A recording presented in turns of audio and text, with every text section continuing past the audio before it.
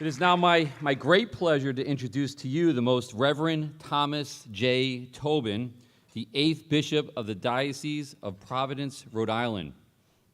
Bishop Tobin, a native of Pittsburgh, Pennsylvania, started seminary at St. Mark Seminary High School and continued his seminary studies at Gannon University, St. Francis University, and in Rome at the Pontifical North American College, studying at the Pontifical Gregorian University. Bishop Tobin was ordained a priest in July of 1973 and soon after served as an assistant pastor at various parishes in the Diocese of Pittsburgh. He was named administrative secretary to the former Bishop of Pittsburgh and later became Vicar General and General Secretary. Bishop Tobin was named Auxiliary Bishop of Pittsburgh by Pope John Paul II in 1992 and installed as the 4th Bishop of the Diocese of Youngstown, Ohio in 1996. In 2005, Pope John Paul II named Bishop Tobin the 8th Bishop of Providence, Rhode Island. Often stating that he was not ordained to be irrelevant, Bishop Tobin has championed many pro-family causes during his tenure, receiving such prestigious honors as the Defender of the Faith Award from Legatus, the Proudly Pro-Life Award from National Right to Life Committee, and the Cardinal von Galen Award from Human Life International. In a day and age when our society needs strong and articulate voices speaking from a solidly Christian worldview perspective, Bishop Tobin is effectively meeting that challenge. Bishop Tobin, we thank you for what you're doing to support the issues that we care so deeply about in Connecticut. And we thank you for coming here tonight. So please join me in giving a warm welcome to Bishop Thomas J. Tobin.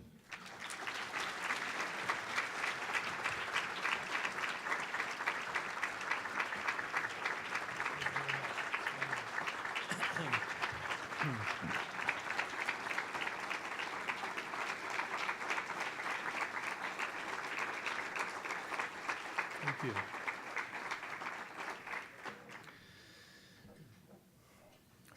Well, thank you very, very much for the wonderful welcome and the very kind words of introduction. I'm so honored and grateful for the invitation to be with you tonight, and so grateful for your presence. It's a very, very impressive gathering you should all be aware of and proud of the good work you're doing that's so well represented here this evening. So I'm so honored and really grateful to be part of this. Truly a great honor for me. When I was speaking with Peter and Chris before dinner, they asked me about how long I would speak tonight, and I said probably about an hour and a half, and they went out to get my car from the garage and said, okay, time to go home. No, it won't be nearly that long. Just a few brief reflections on some of the themes that are important for all of us tonight. And my premise, my theme really is very simple, and that is, in an increasingly secular, pagan, and atheistic world, the practice of faith is more important than ever. Or in other very simple terms, in the world in which we're living today, we need prophets.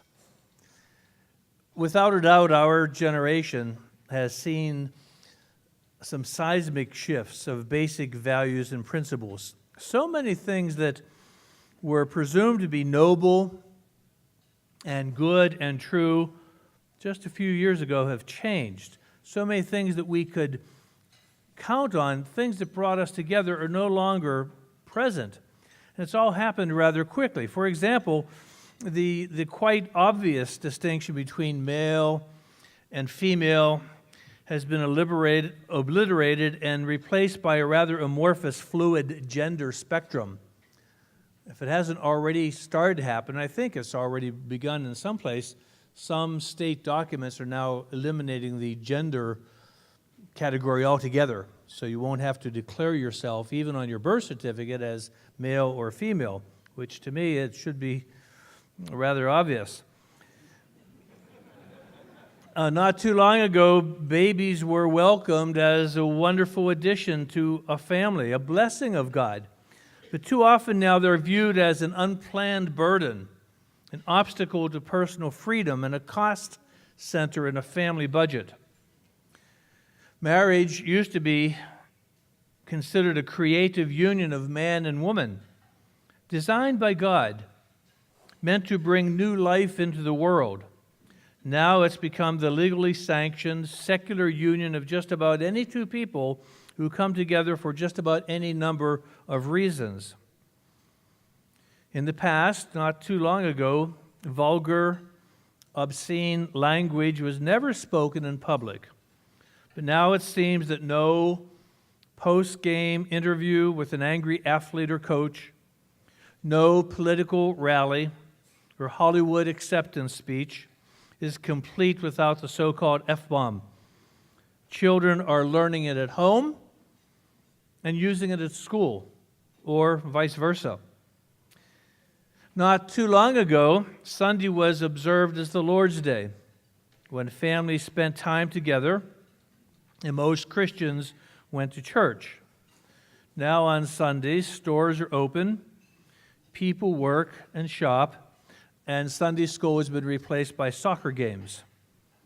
I think this was true in Connecticut as well, perhaps very strongly here, but when I was growing up as a kid in Pittsburgh, we had a pretty strong set of blue laws. I think Connecticut has a strong history of blue laws as well, which meant on Sunday, things were closed, you couldn't really shop except for basic necessities, there were time limits on public activities, even sporting events. If I remember correctly, I would, as a kid growing up in Pittsburgh, I would listen to the Pittsburgh Pirates on Sunday, but the games had to be concluded by a certain time on Sunday night, or they had to be suspended because you couldn't play well into Sunday night on the Lord's Day. And I don't know if you saw this, by the way, next season, Major League Baseball is doing something different for opening day. All of the teams are starting their opening games on the same day of the week at the end of March next year. Problem is, all the games, the league is starting on Holy Thursday, the day before Good Friday. So all the days they could choose to kick off their new season, they have to choose Holy Week weekend. We've lost that whole sense of the sacred and the Lord's Day. And of course, we've witnessed recently an infiltration of politics into the sports arena. Sports used to be seen as a cultural sanctuary to escape the problems of everyday life. Now, sports pages carry headlines about presidential condemnations, and whether or not a team is to visit the White House, and whether or not to kneel during the national anthem. It's become the predominant sports theme, at least in the last couple of weeks. My beloved Pittsburgh Steelers, during their game last Sunday, stayed in the locker room during the national anthem. They said they did that because they wanted to express team unity and they didn't want to cause a big problem. Lots of debate going about that. They say they will be outside this Sunday for the national anthem standing proudly. But just as an aside, I have to say the way the Steelers played last week, they probably should have stayed in the locker room. would have been all right with me. All of this has changed rather dramatically and rather quickly, really within the last generation. Our late Holy Father, Pope John Paul II, St. John Paul II, spoke about a practical and existential atheism. He said very clearly that people no longer even bother to deny the existence of God. They simply live their daily lives without Him. A practical and existential atheism. And isn't that true? That's pretty much where we are now. We treat God as a fire extinguisher. We don't want God to be too involved in our daily life, but we put Him in a corner somewhere, and if there's a fire or an emergency or a crisis or a tragedy, then we pull God out and everybody starts to pray. God as the fire extinguisher. St. John Paul was right. We're living in an age of practical and existential atheism where people simply live without God. All of this points, I think, to the need for an importance of faith. Our current Holy Father, Pope Francis, in his first encyclical Lumen Fidei, said this about faith. He said, there is an urgent need, then, to see once again that faith is a light. For once the flame of faith dies out, all other lights begin to dim. The light of faith is unique, since it is capable of illuminating every aspect of human existence. And for a light to be that powerful, it cannot come from ourselves. It must come from a more primordial source. In a word, it must come from God. The light of faith is unique because it's capable of illuminating every other aspect of human existence. The importance of religious faith in our daily lives. Many ways of illustrating that. It's the foundation on which we build our lives. We might have great success and prosperity and fame and wealth and everything that comes along with temporal success, but if we don't have faith in God, our lives are imperfect, our lives are incomplete. There's a hole in our heart if we don't have faith in God, regardless of what else we might do or accomplish. If we don't have faith in God, there's a hole in our hearts. St. Augustine said, "Our hearts are restless, O God, and they will not rest until they rest in Thee." And indeed, we're living in a very restless age. Faith is the foundation. Faith is the harbor that welcomes us home during the storms of life. We've heard about and encountered so many terrible natural disasters in the last month or so. The hurricanes in Texas and Louisiana and in Florida, in the Caribbean and in Puerto Rico, the terrible earthquake in Mexico. They've devastated so many lives. As we gather tonight, we should certainly remember all those folks around the world who are suffering from those natural disasters, unspeakable tragedy and suffering going on right now. As we gather in comfort tonight, we need to pray for them and support them. But in our own lives, sometimes we have storms. And where do we find the harbor that welcomes us home but in our faith in God? Our faith is the anchor that keeps us drifting away from God should we become careless. It's a question I've often asked in my various homilies and sermons. If you're not as close to God as you used to be, who moved? God's still there. Sometimes we find ourselves drifting away, and we are always the ones who have moved away from the Lord. Faith is the tower in the corn maze. This is one of the analogies I've used more frequently recently, at least this time of the year. I've never been in one of these corn mazes. Have you ever been in these, in a cornfield, and they cut a path, and you find your way through the cornfield? And some of the youngsters here I know have been in the corn mazes. I've never been in a corn maze. Some of them are very small and simple. Some of them are very large and complicated. And sometimes people go into the corn mazes, and they're so large they actually get lost. Some people have had to call 911 from the corn maze to get help to get out. Well, some of the corn mazes are so large they have a tower. In the middle of the corn maze, you can climb up in the tower and see the entrance and the exit. You can find your way out again. Well, faith is like that. Faith is the tower in the corn maze of life. It shows us where we've come from and where we're going, and it keeps us from getting lost along the way. St. Paul explains the need for religious faith this way. He said, "Do not conform yourself to this age, but be transformed by the renewal of your mind, so that you may discern what is the will of God, what is pleasing and perfect." Isn't that a challenge and good advice for our time? Do not conform yourself to this age. So often people say, well, as Catholics, as Christians, as conservative Christians, you have to get up with the times and catch up and be relevant. St. Paul says, do not conform yourselves to this age. Pope Benedict, somebody asked Pope Benedict when he was still in office, they asked him, they said, Holy Father, what do you have to do to make the church more attractive? And our Holy Father said, if you try to make the church more attractive, you're already in the wrong path. Church isn't supposed to be attractive to the people of this world. Otherwise, you start to give in on some of these basic principles and values. A church that seeks to be attractive is already on the wrong path. And then St. Paul says, you must be blameless and innocent, children of God without blemish, in the midst of a crooked and perverse generation, among whom you shine like the stars in the sky. That's the vocation of every Christian, every person of faith, to shine like the stars in the sky in a very dark and depraved world. But having said all that, we know that living the faith isn't always easy, is it? And here we're speaking about the importance and the challenge of being a prophet. A prophet is someone, not necessarily who foretells the future.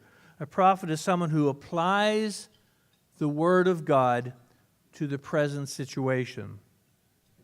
Sometimes we hear the phrase culture warrior bandied about, and it's normally used in our common parlance these days to marginalize someone who takes a faithful Christian prophetic stance. And they try to marginalize that person by saying, well, he's just a culture warrior.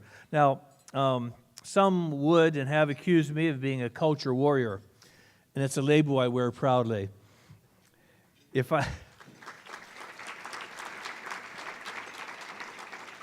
It's interesting, if I speak out about abortion or same-sex marriage or gender theory, I'm labeled a culture warrior. On the other hand, if I speak out about refugees and immigrants or climate change or income inequality, the same people will say he's a prophet, he's a hero. All depends on your perspective. As Christians, we need to resist the evil currents in our culture. One man's culture warrior is another man's prophet. But we know that being a prophet isn't always easy, is it? I saw a Peanuts cartoon a few weeks ago, conversation between Linus and Charlie Brown walking along together. And Linus said, "When I grow up, I think I'm going to be a great prophet. I will speak of profound truths, but no one will listen to me." And Charlie Brown said, "If you know ahead of time that no one is going to listen to you, why do you speak?" And Linus said, "We prophets are very stubborn." That's a good characteristic for prophets. We're very stubborn. And I've had, prophets aren't often welcome at all. Christians aren't often welcome. I've had some personal experience of that to confirm that truth. When I was still in Pittsburgh, and this is probably, 25 years ago now, I was invited to go to a birthday party, a 30th birthday party, a surprise party for one of our former seminarians. And he got married. His wife was throwing this surprise birthday party for him in one of the parks outside of Pittsburgh. So I and another friend went to this park for this surprise birthday party, and we pulled up for our parking place and got out of the car, started to get out of the car, and this beautiful little girl, beautiful, about 6 or 7 years old, I think, blonde hair, blue eyes, pretty little dress, came running over to the car to greet us. And I was getting out of the car, and she looked at me right in the eyes, and she said, "I don't know you, I don't like you, and who invited you anyway?" Now, I've been shot down by lots of blondes in my time, but never one who was 6 or 7 years old. Then she turned around, skipped back to her family like everything was just fine. "I don't know you, I don't like you, and who invited you anyway?" But you think about it, isn't that what the secular world often says to us as Christians when we try to get involved in the conversation of the day? They say to us, "I don't know you, I don't like you, and who invited you to this conversation anyway?" Being a prophet isn't always easy, and that's the reaction we get. A few years ago in Providence, when I was in the midst of one of these social, moral battles, someone wrote a letter to me and said, "You are nothing but a fat, old, conservative bigot." And I wrote back and said, "I am not fat."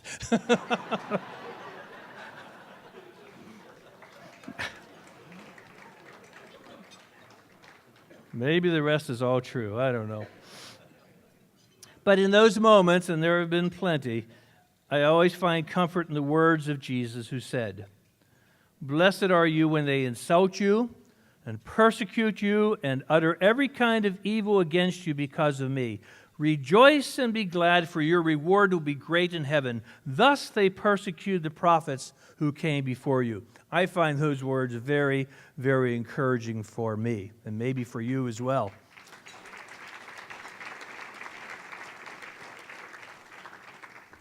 So what are the virtues that a prophet in our time needs? Well, several, of course. First of all, a prophet, prophets need the virtue of courage, because without a doubt, there will be times when we will be rejected and marginalized and ridiculed. Great prophets in the Bible, think of John the Baptist, and then later on, St. Thomas More, they were beheaded because they spoke the truth. We haven't reached that point yet, but still there will be times when we are challenged and ridiculed and rejected. You need courage. Secondly, you do need a sense of humor, so we don't take everything so seriously, and to try to find the humor in some of these things that come along, even though the things and topics themselves might not be terribly humorous, but there are funny things that happen along the way. Thirdly, a prophet needs the virtue of patience, because we want things done right here and now, but sometimes things will happen in God's time and not in ours, not according to our plans, but according to God's will. Prophets certainly need a sense of perspective, that not everything is as important as something else, and we need that sense of perspective to keep things in sight. I was reminded of that last week when I went home one day from the office. I went home, and apparently there had been a very brief power outage for a couple minutes or something, and all my clocks were blinking. You've been through that, right? Power goes out and comes back on, and all the clocks are blinking. I thought, man, this is irritating. And I had to walk around the house and reset all the clocks. But then I stopped myself and said, you're so goofy. You're so selfish. There are people in the Caribbean right now who won't have power for months and are trying to survive without power or water or food or medicine. And here I am complaining because my power was out for 60 seconds and I had to reset my clocks. I felt so small, so stupid, and so selfish at that time that I had lost perspective of those in the world who are really suffering. That sense of perspective is terribly important. And as prophets, we need a sense of humility. If we're honest, we become painfully aware of our own sins and weaknesses and imperfections. And that's why while we challenge behavior, we don't challenge or condemn people, because we are aware of our own sins and weaknesses and imperfections. But the truth is, we have a job to do anyhow. We have a message to deliver nonetheless. And if we wait for perfect preachers, all of our pulpits will be empty. So, for myself, to keep a proper perspective, I've sometimes reflected on the words of Archbishop Oscar Romero.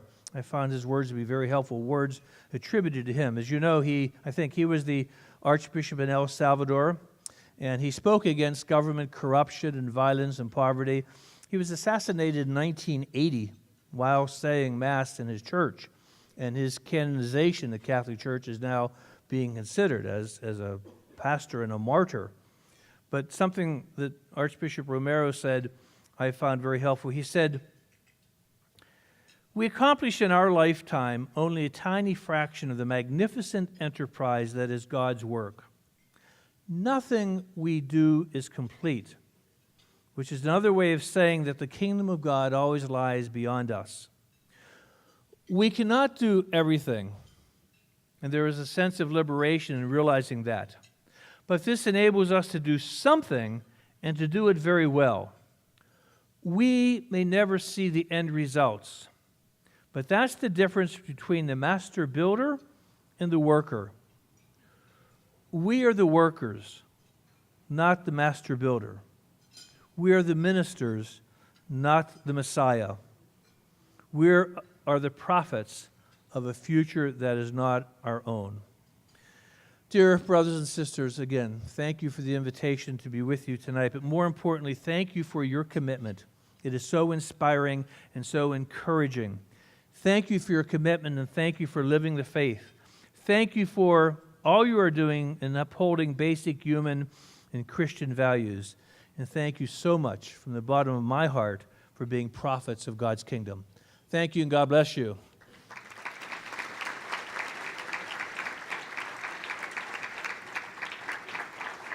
Thank you. Thank you very much. Thank you. Thank you.